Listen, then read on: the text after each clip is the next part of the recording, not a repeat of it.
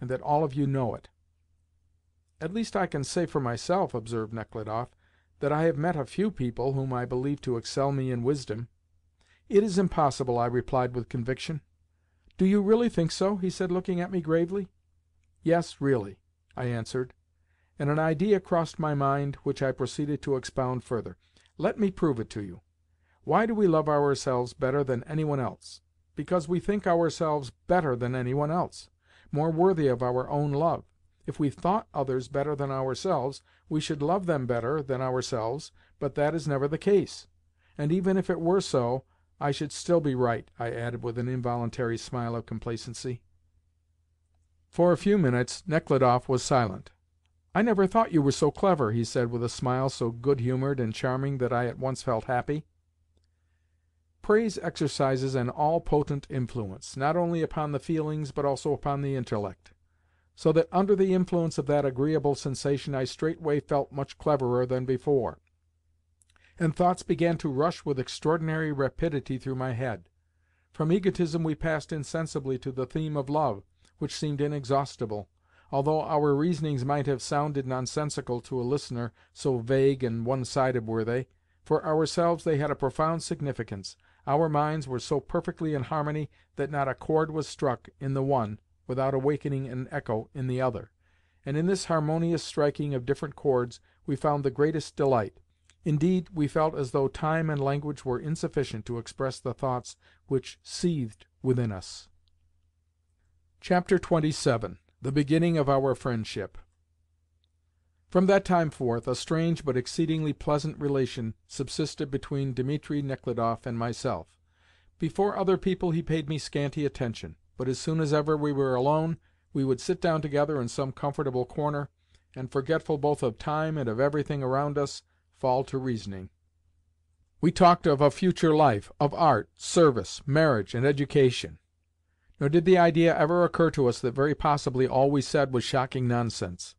The reason why it never occurred to us was that the nonsense which we talked was good, sensible nonsense, and that so long as one is young one can appreciate good nonsense, and believe in it.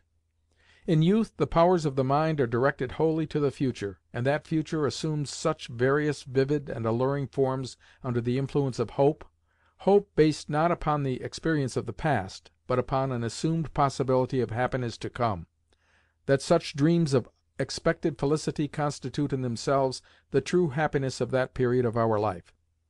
How I loved those moments in our metaphysical discussions which formed the major portion of our intercourse, when thoughts came thronging faster and faster, and succeeding one another at lightning speed, and growing more and more abstract, at length attained such a pitch of elevation that one felt powerless to express them, and said something quite different from what one had intended at first to say.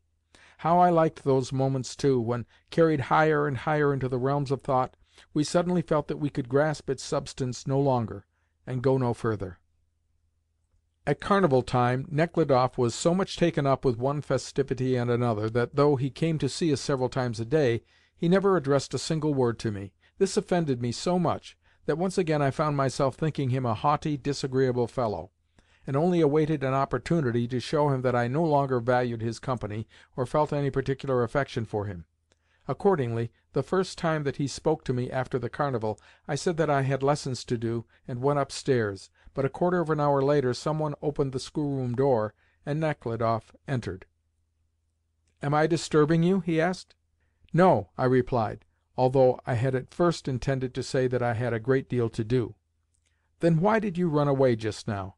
It is a long while since we had a talk together, and I have grown so accustomed to these discussions that I feel as though something were wanting." My anger had quite gone now, and Dimitri stood before me the same good and lovable being as before. "You know, perhaps, why I ran away?" I said. "Perhaps I do," he answered, taking a seat near me. "However, though it is possible I know why, I cannot say it straight out, whereas you can." "Then I will do so. I ran away because I was angry with you. Well, not angry, but grieved. I always have an idea that you despise me for being so young." "Well, do you know why I always feel so attracted towards you?" he replied, meeting my confession with a look of kind understanding. "And why I like you better than any of my other acquaintances, or than any of the people among whom I mostly have to live? It is because I found out at once that you have the rare and astonishing gift of sincerity." "Yes, I always confess the things of which I am most ashamed, but only to people in whom I trust," I said. "Ah, but to trust a man you must be his friend completely, and we are not friends yet, Nicholas. Remember how when we were speaking of friendship we agreed that, to be real friends, we ought to trust one another implicitly?" "I trust you in so far as that I feel convinced you would never repeat a word of what I might tell you," I said.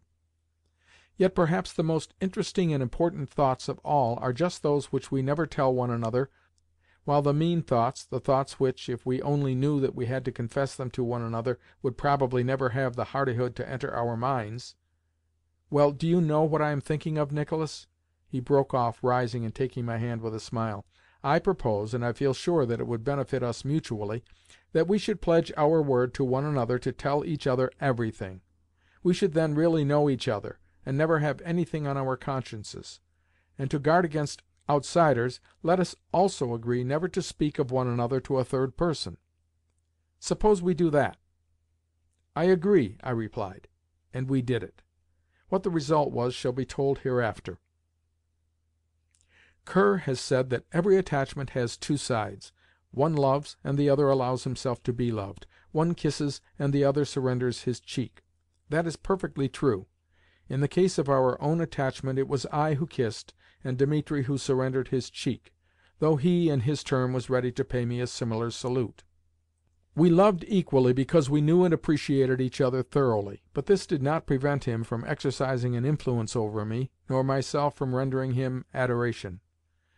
It will be readily understood that Nechludoff's influence caused me to adopt his bent of mind, the essence of which lay in an enthusiastic reverence for ideal virtue and a firm belief in man's vocation to perpetual perfection.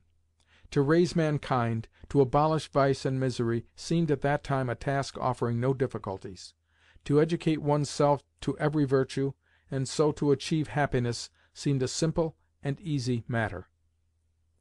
Only God himself knows whether those blessed dreams of youth were ridiculous, or whose the fault was that they never became realized. End of Section 7. Recording by Bill Borst. End of Boyhood, by Leo Tolstoy. Translated by C.J. Hogarth.